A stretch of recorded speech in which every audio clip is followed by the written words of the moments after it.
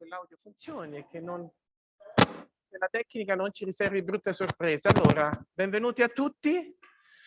A chi viene da più lontano, da chi più vicino, so che alcuni di noi insomma vengono in giornata, vanno e vengono, quindi grazie soprattutto per aver trovato il tempo per questa giornata, perché insomma gli impegni sono molti per tutti noi. E questa giornata appunto è dedicata a Platone e le emozioni. Prendiamo spunto da due libri che sono usciti sull'argomento, uno in lingua inglese e abbiamo qui abbiamo l'onore di avere qui i curatori, Olivier Renaud, che adesso insomma, è anche relatore, quindi tiene anche un intervento, e poi Laura Candiotto che replicherà a quello che verrà detto a proposito appunto di questo primo volume che presentiamo, e poi invece nel pomeriggio abbiamo un altro volume sempre dedicato a Platone e le emozioni, in lingua italiana, dove appunto pure sono presenti i curatori, quindi Francesco Benoni ed io, e il libro è dedicato alla professoressa Napolitano, che è pure qui presente e che pure lavora sul tema Platone e le emozioni da molto tempo. E credo che questa sia un'occasione anche straordinaria per avere insomma, la possibilità di confrontarci su un tema adesso molto attuale. Le emozioni nel mondo antico adesso sono oggetto di una serie di iniziative attualmente in corso, quindi non soltanto gli studi di David Constant e Douglas Kearns, che sono due nomi che insomma in questo ambito stanno lavorando da molto tempo, però ecco, ci sono una serie di iniziative, di volumi collettanei, di convegni che affrontano l'argomento, ed è un tema questo anche che per quanto riguarda gli studi platonici sta acquisendo sempre maggior rilievo. Quindi la seduta di questa mattina comincia con un intervento di Olivier Renaud, che insomma, è conosciuto negli studi platonici per aver coorganizzato anche un convegno platonico molto importante che si è tenuto a Parigi, e ha scritto libri sul tema delle emozioni, soprattutto sul thumos in Platone, e questo è uno degli argomenti oggi anche di cui parlerà stamattina. Livio Rossetti terrà poi la presidenza di questa seduta di questa mattina, quindi io poi adesso mi faccio da parte per ora, perché poi verrò coinvolto più attivamente nel pomeriggio, e do la parola forse a Livio Rossetti, che è il presidente, oppure direttamente a Olivier, che tiene appunto una relazione intitolata, scusami il titolo adesso, Émotion et partie de l'âme chez Platon, e da casa chi vuole seguire ha la possibilità di seguire una traduzione che abbiamo allestito per lo scopo e che io condivido sullo schermo, quindi anche proietto qui per chi volesse ascoltare, seguire in italiano. Benissimo, Olivier. La parola, scusa. Forse, però forse anche no, come preferite. Ok, c'est mieux pour moi. Sì, parlo in francese, capisco l'italiano, ma non parla bene ancora. Je voudrais remercier d'abord Alexandre pour son invitation. C'est très agréable de participer à cette discussion. Pour aujourd'hui, je vais vous présenter une petite question. Si. Une question que nous n'avons pas abordée avec Laura dans le volume que nous avons publié ensemble, et question qui nous a été adressée lors de la publication, c'est celle de l'articulation entre la partition de l'âme, et plus précisément la tripartition, telle qu'on la trouve dans la République, le Phèdre et le Timée, ainsi que dans les lois, et ce qu'il est convenu d'appeler les émotions. Platon mentionne en effet fréquemment les listes de pathè, les affections, qui semblent présenter une certaine cohérence selon certains critères de regroupement ou de classification. Quels sont ces critères et en quoi la bi- ou la tripartition permet d'éclairer la complexité des émotions? On conçoit souvent, et c'est ma faute aussi, j'ai commis cette faute dans le livre que tu as évoqué tout à l'heure, On conçoit souvent la partie intermédiaire de l'âme, le thumos, comme l'espèce sous laquelle viennent se ranger nos émotions. Et il n'est pas rare de lire ce raccourci chez les commentateurs qui consiste, à partir d'une lecture rapide de la République, que l'âme est distinguée en appétit, émotion et raison.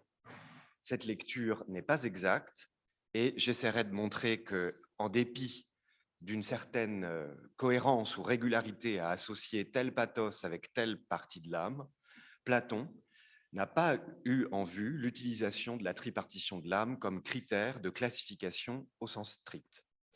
La tripartition est envisagée comme un instrument heuristique qui permet de distinguer, au sein des pathés, plusieurs types de motivations ou plus exactement, plusieurs qualités d'émotion.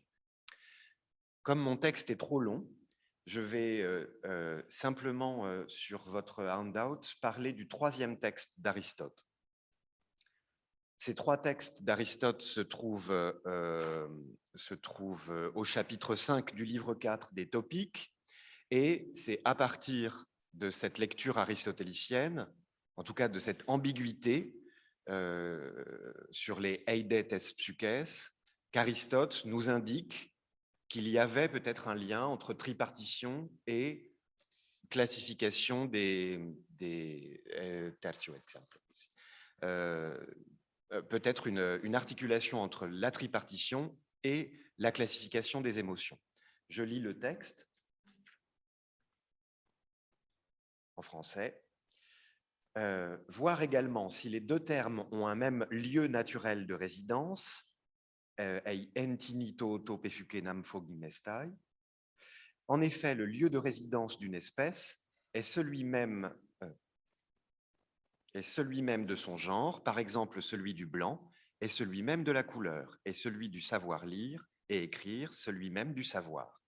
Si donc l'adversaire dit que le sens de la honte, aescune, est une peur, ou que la colère est une douleur, l'identité de lieu de l'espèce et du genre ne sera pas réalisée, puisque le sens de la honte réside dans la partie raisonnable de l'âme, tandis que la peur réside dans sa partie irascible, et que la douleur réside dans sa partie concupiscible, attendu que le plaisir y réside également, tandis que la colère réside dans sa partie irascible. D'où suit que les termes indiqués ne sont pas genre, le lieu naturel de résidence n'étant pas le même que celui de leurs espèces. De la même manière, si l'amitié réside dans la partie concupiscible de l'âme, elle ne saurait être une volonté, puisque toute volonté réside dans sa partie raisonnable. Cet exemple a sans doute une vocation dialectique plus que thétique. Dans ce passage, Aristote indique que le lieu naturel, donc en tini pefuken, d'une chose, doit être commun à l'espèce et au genre. On ne saurait donc, pour reprendre l'exemple précédent, affirmer que la douleur est le genre de la colère, dans la mesure où la douleur est située dans un lieu spécifiquement différent de celui de la colère.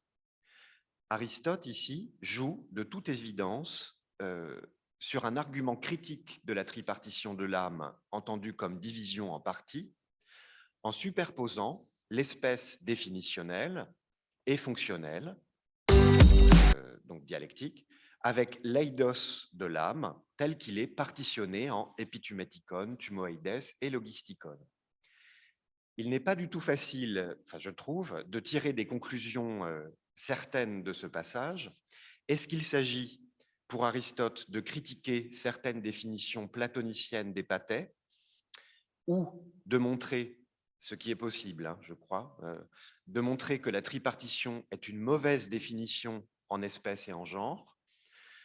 Donc je crois que ce n'est pas impossible. La répartition opérée par Aristote est délibérément paradoxale. Placer l'aescune dans le logistikon ne va pas du tout de soi chez Platon. De même, considérer que la philia comme espèce de l'épitumétikon non seulement ne va pas de soi chez Platon, mais va à l'encontre directement de ce qu'Aristote affirme ailleurs dans l'Éthique à Nicomaque ou même dans la rhétorique, lorsqu'il définit la philia comme une boulésis du bien pour son ami. Je vous renvoie à l'article de Chiara Militello dans notre volume qui a analysé ce passage. Aristote nous indique donc 3 choses. Premièrement, que les pathais font l'objet d'une enquête au sein de l'Académie, donc c'est l'objet des topiques, hein, et un des enjeux de cette enquête est de classer les pathais, ce qui implique qu'il y ait d'une certaine manière un genre commun et des espèces spécifiques ou des différences spécifiques entre ces pathais. Deuxièmement, cette enquête est liée avec une enquête morale, dans la mesure où le premier exemple, c'est votre premier texte, mais on n'a pas le temps de le lire, dans la mesure où le premier exemple s'attachait à la définition des vertus par rapport aux passions. Troisièmement, Aristote nous indique que la tripartition de l'âme a été conçue comme un instrument de classification, mais qu'il est probablement insuffisant ou impropre à relier correctement une passion avec une autre, ou une passion avec son genre, ou une passion avec la partie de l'âme qui doit en être, pour ainsi dire, responsable. Donc ma question, c'est est-ce que nous lisons dans les dialogues platoniciens une telle classification des pathais avec la tripartition? Donc j'en viens à mon deuxième point, qui est en fait, vous allez voir, un point très, trop simpliste. Je partirai de ce constat simple selon lequel, chez Platon, selon lequel Platon, dans tous ses dialogues, et y compris dans les dialogues où la tripartition n'est pas encore de mise, envisage certaines affections de l'âme comme un ensemble plus ou moins homogène. On en rediscutera, je pense, avec Livio tout à l'heure. Un ensemble plus ou moins homogène qu'il appelle pathé. Colère,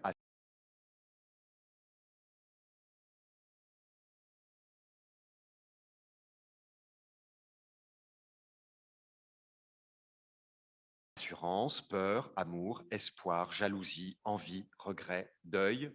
Ce sont les plus fréquentes. Je vous ai mis sur l'exemplier un exemple de liste des pathés. Chez Platon, c'est pas du tout, ce ne sont pas du tout des exemples, ce n'est pas du tout une liste close.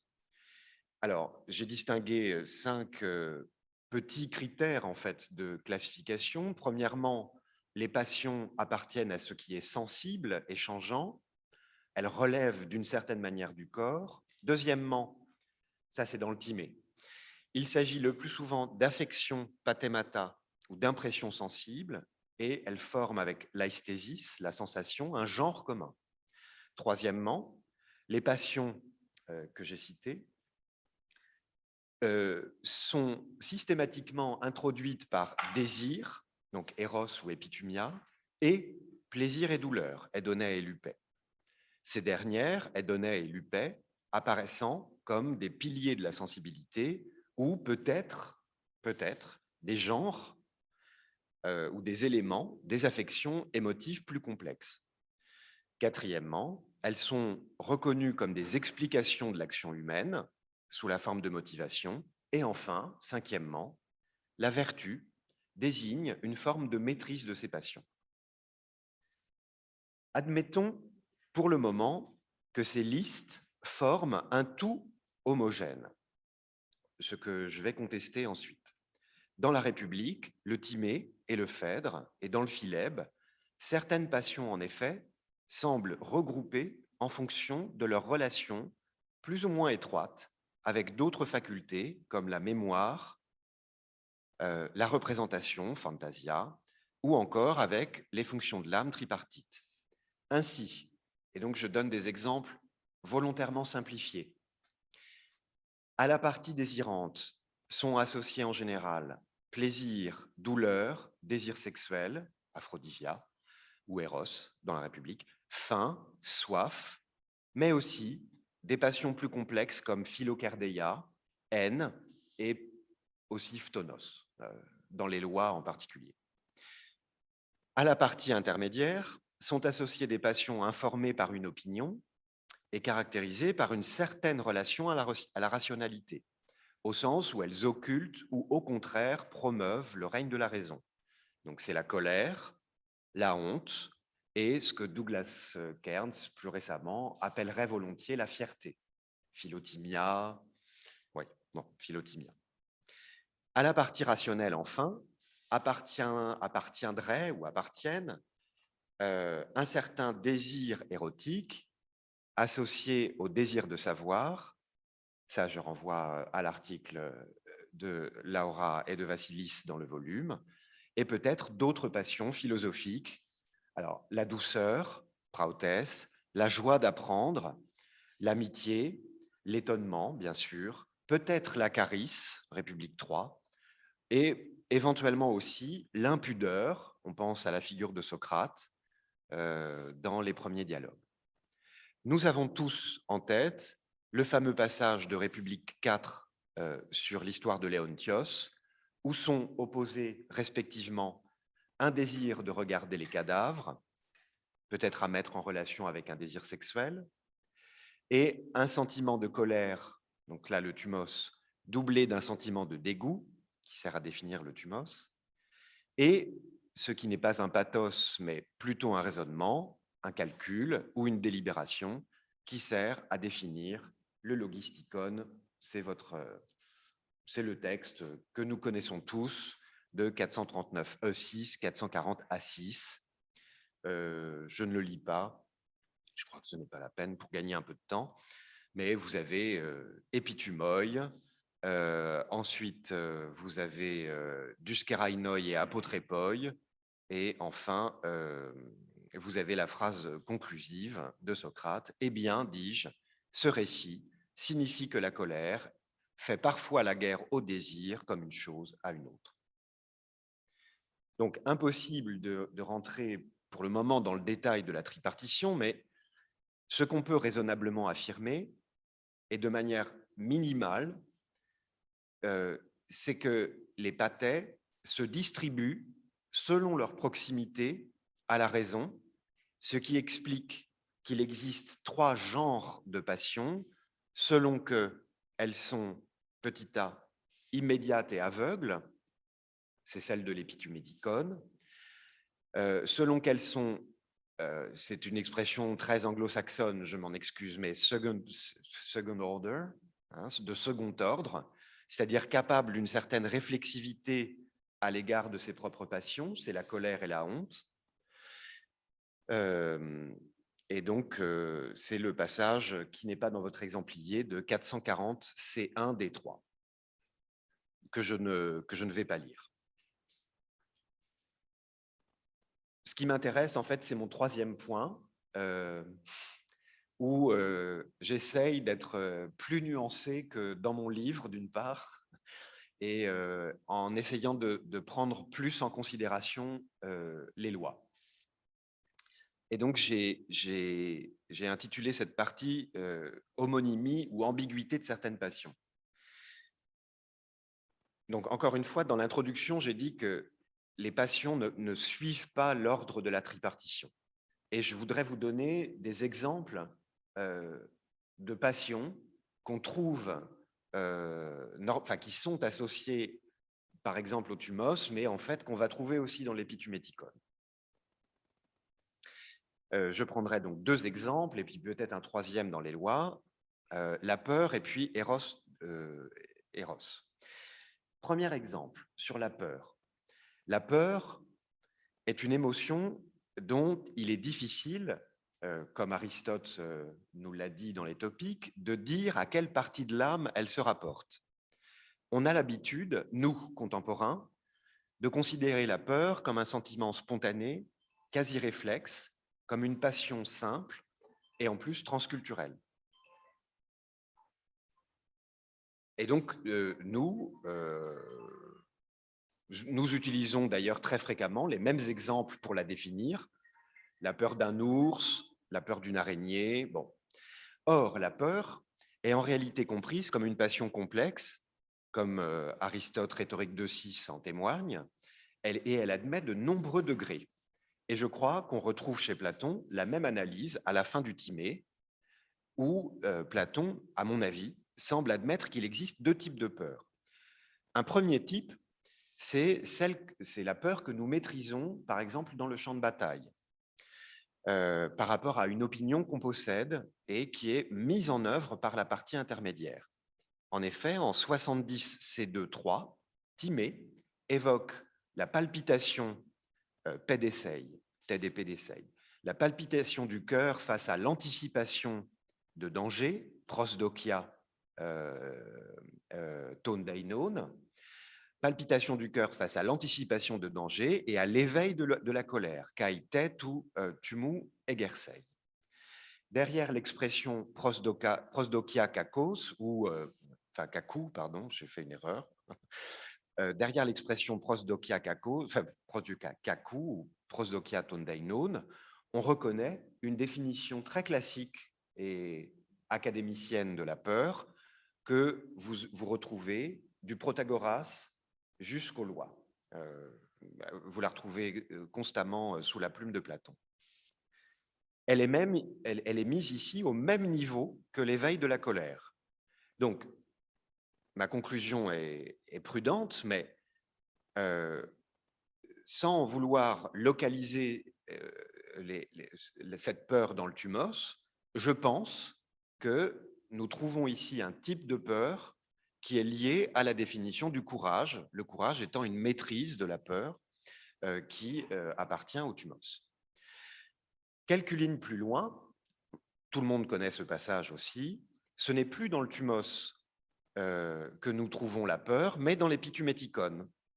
En 71 à 7 B5, en effet, nous trouvons des impressions effrayantes, je lis le texte, dans la région près du foie. Je lis, il constitua le foie et l'établit dans l'espace réservé à l'espèce désirante, le faisant épais, lisse, brillant et contenant douceur et amertume, afin que, en lui, comme en un miroir qui reçoit des impressions et qui donne à voir des images, la puissance des pensées venues de l'intellect l'effraya. Phoboi. On aurait donc affaire à deux types de peurs. L'une, c'est la représentation des dangers, prosdokia kaku, prosdokia tondainon, qui sont susceptibles d'être maîtrisés ou non par une forme de colère ou de courage. Elle est non rationnelle, mais elle semble commandée par une forme de doxa sur ce qu'il convient de craindre et de ne pas craindre. L'autre peur, c'est une peur panique, si vous voulez, parfaitement irrationnelle et qui fonctionne par image.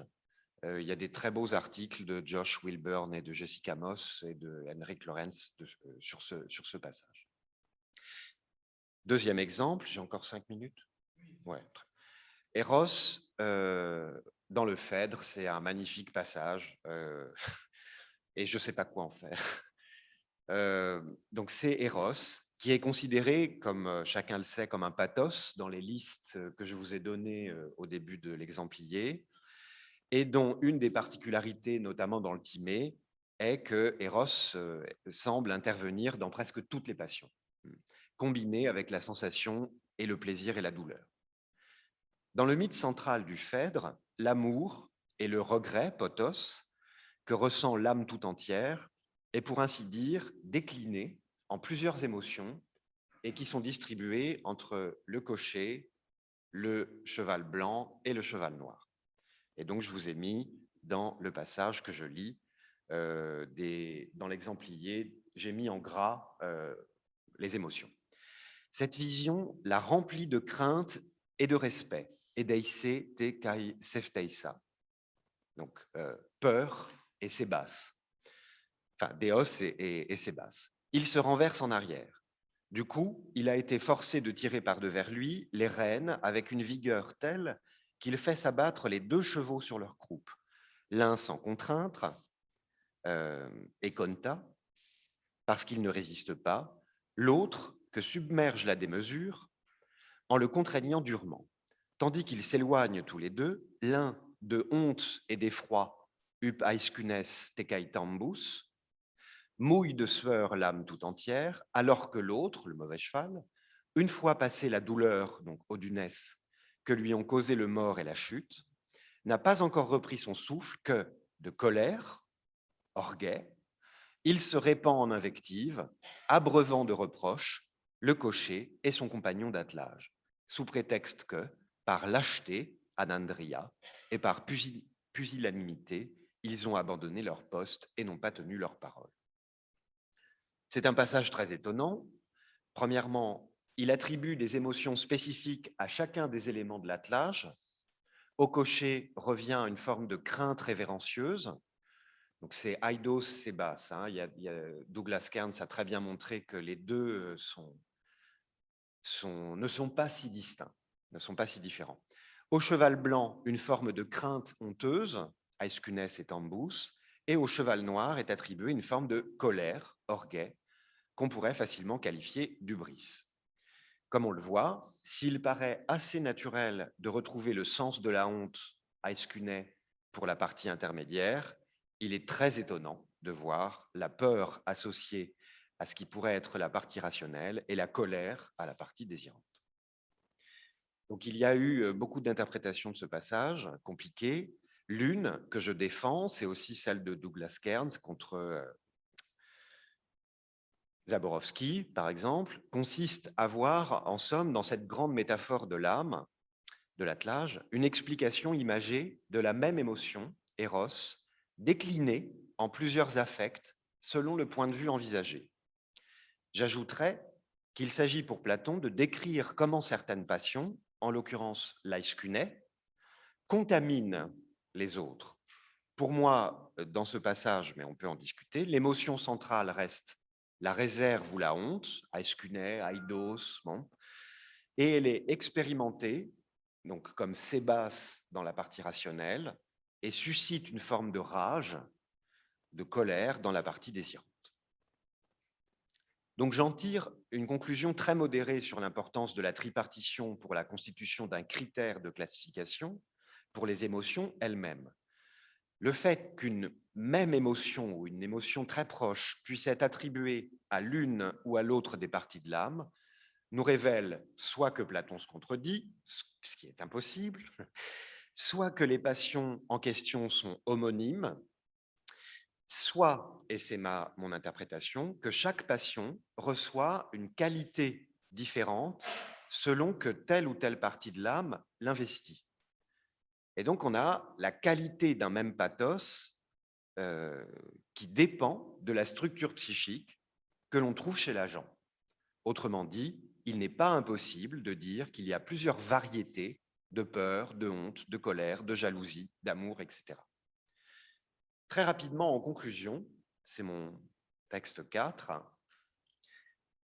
je voudrais attirer l'attention sur ce que signifie la tripartition comme outil heuristique. Dans un passage très célèbre du livre 9 des lois sur les crimes,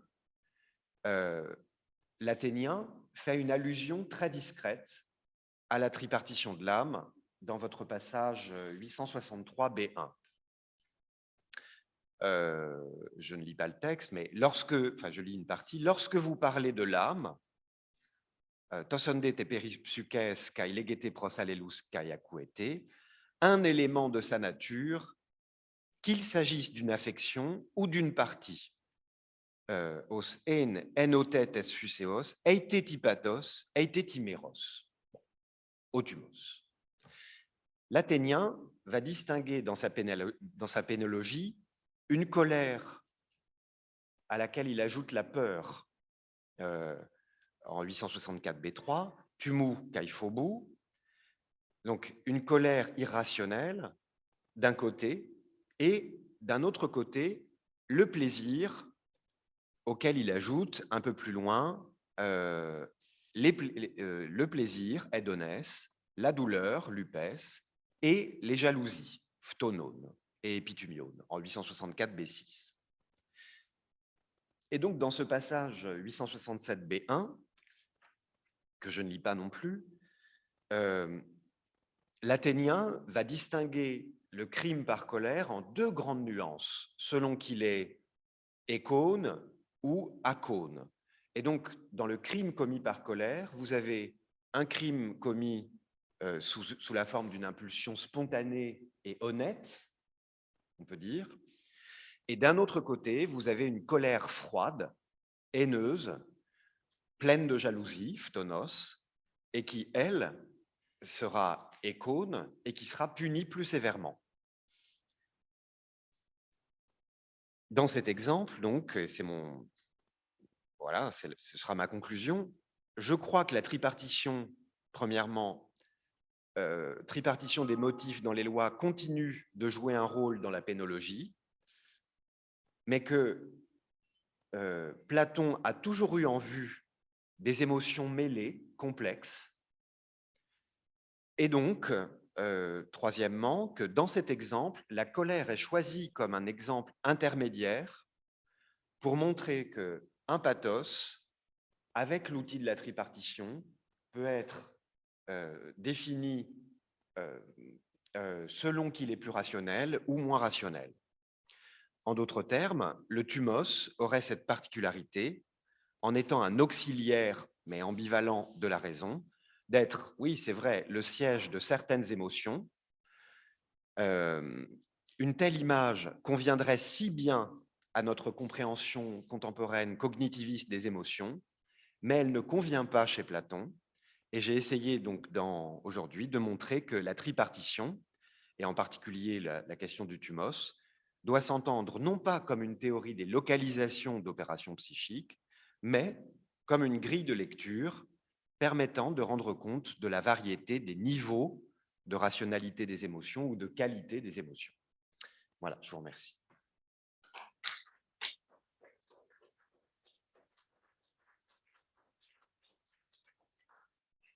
Grazie molte, Olivier, di questa splendida panoramica su temi insomma, che sono sviluppati con grande acume anche nei tuoi scritti, che però oggi appunto ci hai presentato in maniera molto sintetica. Io direi, visto che oggi abbiamo un relatore in meno nella mattinata, che è Forcignanò, che purtroppo non può venire, abbiamo un po' di respiro, quindi perciò abbiamo un po' modo di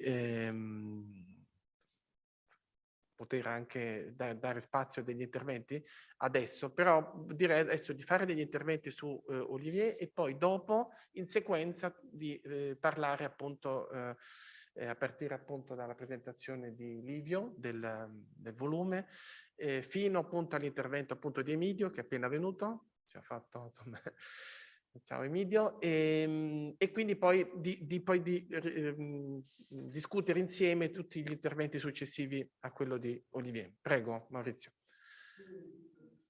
Grazie, molte grazie.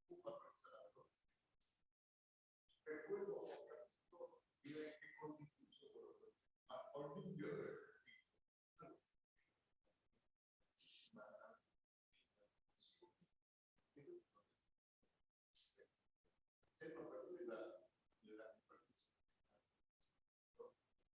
Il problema è che non funziona. Mi hanno detto, possiamo tentare, mi hanno detto... Col tuo aiuto, su cosa siamo d'accordo e su cosa magari non siamo d'accordo, magari siamo d'accordo su tutto e siamo contenti. Allora, la prima affermazione è, allora, se ho capito, la mia affermazione, parlo per me, in Platone è impossibile fare affermazioni unilaterali, perché il concetto fondamentale nel sistema di Platone è la relazione. Per cui una cosa che può essere definita in sé, poi nella realtà è in rapporto con A e quindi in rapporto con B e quindi in rapporto con C, un po' come il modello che nel Parmenide descrive così bene del gioco dialettico che bisogna fare, per cui con tutto, contro tutto. Questa è la prima affermazione. La seconda affermazione è che, fermo restando la tripartizione dell'anima e quindi la loro specificità che rimane, però persino l'anima razionale ha i suoi desideri e le sue paure e quindi ha i suoi piaceri e i suoi dolori. Allora, rispetto a queste due affermazioni, vorrei sapere tu cosa ne pensi. Risponderò in francese. Alors, je crois que, en fait, je crois que je suis d'accord avec vos deux questions. Je pense, mais c'est une question difficile, que la tendance des commentateurs à considérer la tripartition, en particulier à partir de la lecture anglo-saxonne, notamment de Lorentz, la tendance à considérer la tripartition comme partie ontologiquement distincte dans la République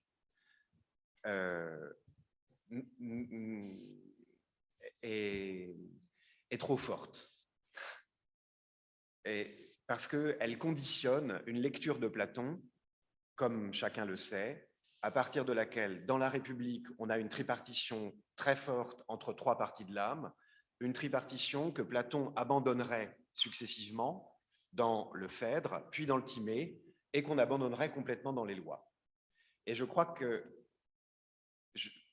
j'aimerais partir de l'interprétation inverse, à savoir que dans l'exemple du texte des lois que j'ai donné, on utilise méros, génos, eidos pour dire l'âme, encore une fois, d'une manière plus métaphorique, et donc je suis d'accord avec la lecture motivationnelle de la tripartition. Mais je trouve qu'il faut aller plus loin dans la République, et donc, pour répondre à votre question, il y a un sens dans le logos à parler d'une peur ou de désir de la raison, par exemple. Mais c'est un sens dérivé.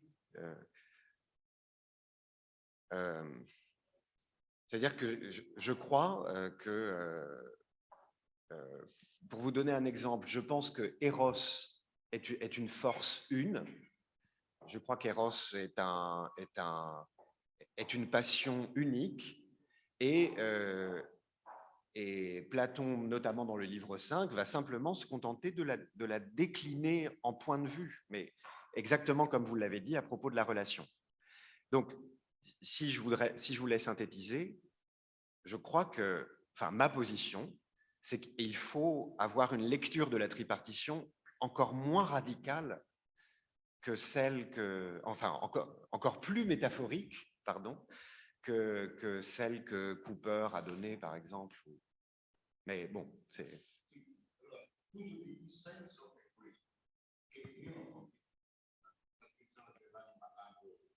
Si.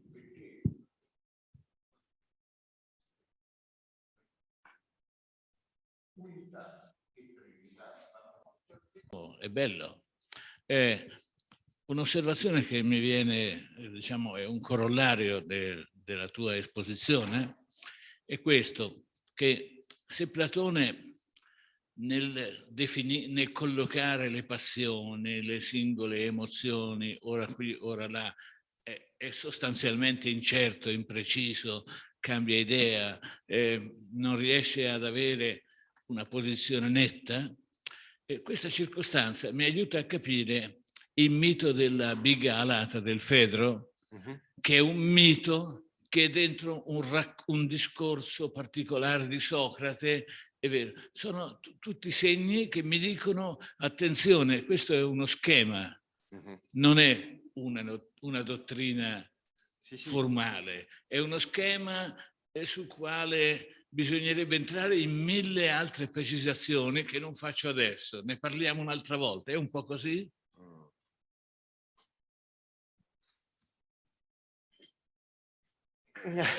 C'est une question très difficile. Je crois que...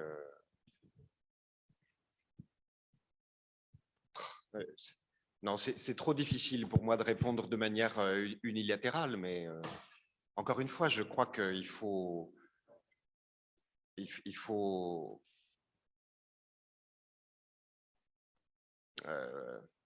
ce mythe, je suis d'accord.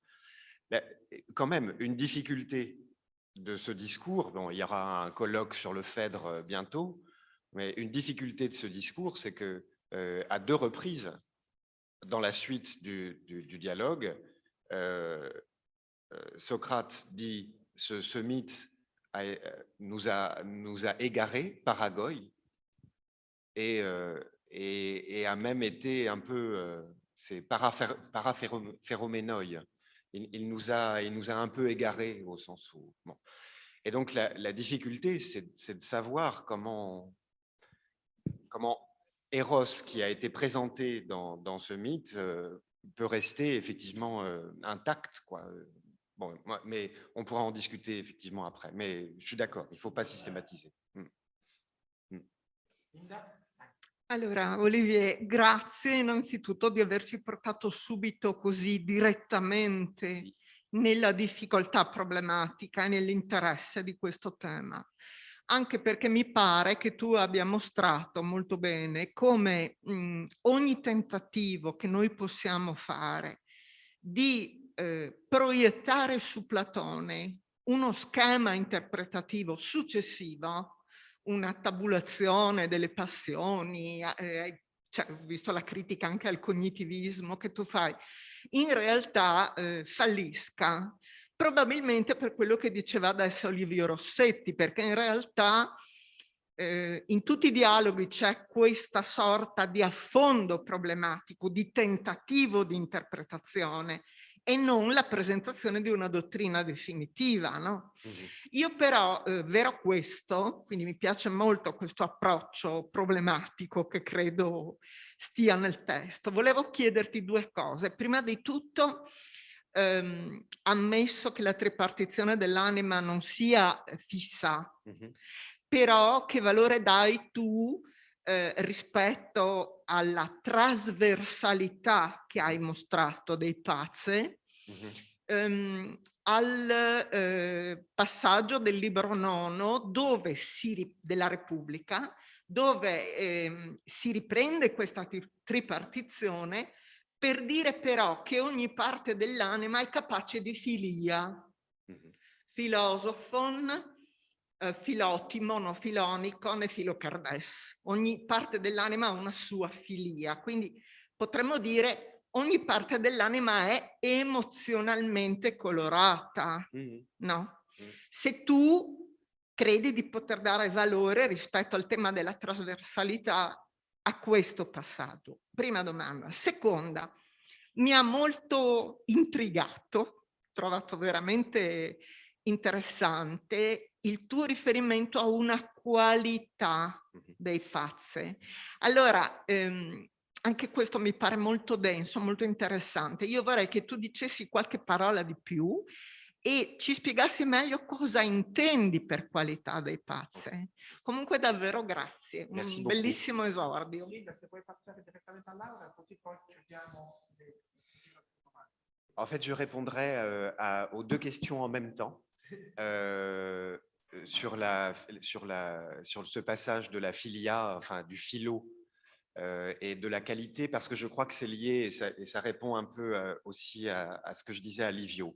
Je crois que, donc encore une fois, sans vouloir systématiser, je crois que l'idée que je poursuis, c'est de remettre la question d'éros ou de philos, bon, philia, éros, philia. Pour le moment, je ne fais pas trop de différence, mais j'ai l'impression que c'est une seule force, encore une fois, qui se décline. Et donc, je suis d'accord avec, disons, l'interprétation de la tripartition au livre 9,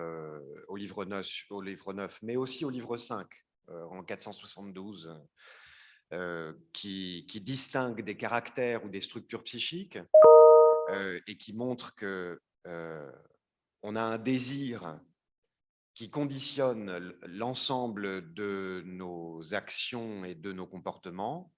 Et c'est exactement cela que j'entends par qualité. C'est-à-dire que Socrate, on le sait depuis Brickhouse, bon, Socrate ne peut pas être en colère. En même temps, j'imagine qu'il doit pouvoir ressentir quelque chose comme une émotion voilà, assez proche, mais elle va avoir effectivement une coloration, une qualité différente parce que son éros, ou ce que son âme aime, philos, n'a pas le même objet.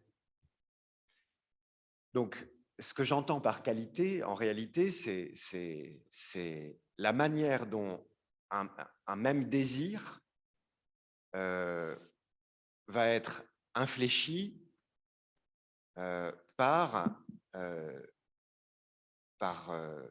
le type d'objet vers lequel je suis attiré et par la structure de l'âme que j'ai fini par acquérir dans mon caractère. Però Socrate non è, io credo che non provi rabbia, ma non per carattere, può essere mite, ma per educazione, cioè qui, se capisco, si inserisce anche il discorso del governo dei pazzi, della cura dell'affettività, è così? Ok, grazie veramente. Grazie Olivier, ho apprezzato tantissimo il tuo intervento e personalmente penso che in questa discussione che stiamo avendo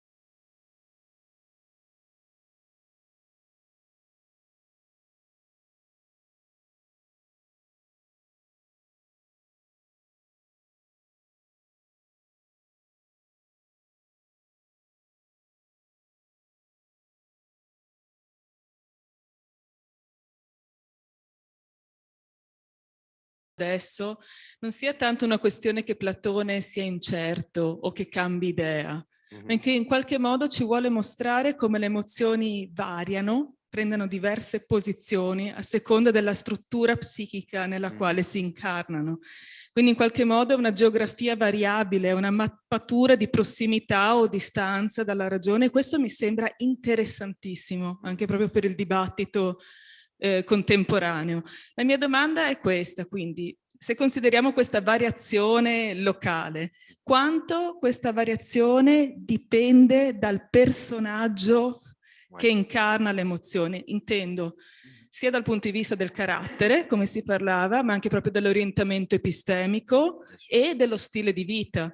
E quanto, appunto, se consideriamo anche la dimensione letteraria dei dialoghi e come le emozioni sono le emozioni appunto di Fedone, di Fedro, di Alcibiade, non sono astratte, quanto questo ci dice della variazione, di questa trasformazione geografica, se vogliamo. Posso aggiungere, perché condivido sia il senso dell'intervento di Linda e il suo di Laura. No, vorrei aggiungere a questa trasversalità, no, delle emozioni e la difficoltà di collocarle in una parte specifica dell'anima. E c'è, oltre alla collocazione rispetto ai caratteri, quella rispetto ai contesti. I contesti che dicono il valore e quindi la qualità della scelta che il soggetto fa, che è caratterizzata sia dall'obiettivo verso cui si muove, sia dalla risposta che dà all'ambiente. Ecco, quindi ci sono... Ecco. Oui, merci beaucoup. C'est effectivement, il faut que j'inclue plus cela dans la discussion. Et ma réponse sera très brève. Tu viens de mentionner le Phédon. Alors effectivement, on pourrait penser aussi au Gorgias avec la figure de Calliclès sur le problème de l'Aïs-Cuney. Effectivement, ce qui m'intéresse, et en fait ça répondra aussi un peu à Linda, c'est étant donné la réponse de l'individu qu'on questionne ou qu'on veut soigner ou qu'on veut punir, pour prendre l'exemple des lois, la question, c'est effectivement d'isoler le plus possible le type de motivation qui l'anime. Et le sentiment mêlé de Phédon au début du dialogue, le sentiment violent de Calliclès, mais ambivalent sur la honte pour la philosophie, ou encore la brutalité du meurtrier dans les lois, tout ça me fait dire qu'on part d'un sentiment mixte et nébuleux un peu, et l'intérêt de l'analyse platonicienne est d'essayer de le spécifier le plus possible en fonction de sa potentialité rationnelle. Oui, merci beaucoup pour les 3 suggestions. Bien sûr. Oui. Se ti siedi nel pubblico e allora forse Livio ti può mettere... Aspetta. Sì, così? Benissimo. E allora do la parola a Livio Rossetti che interverrà invece specificatamente sul volume Emotions in Plato, che è insomma, oggetto.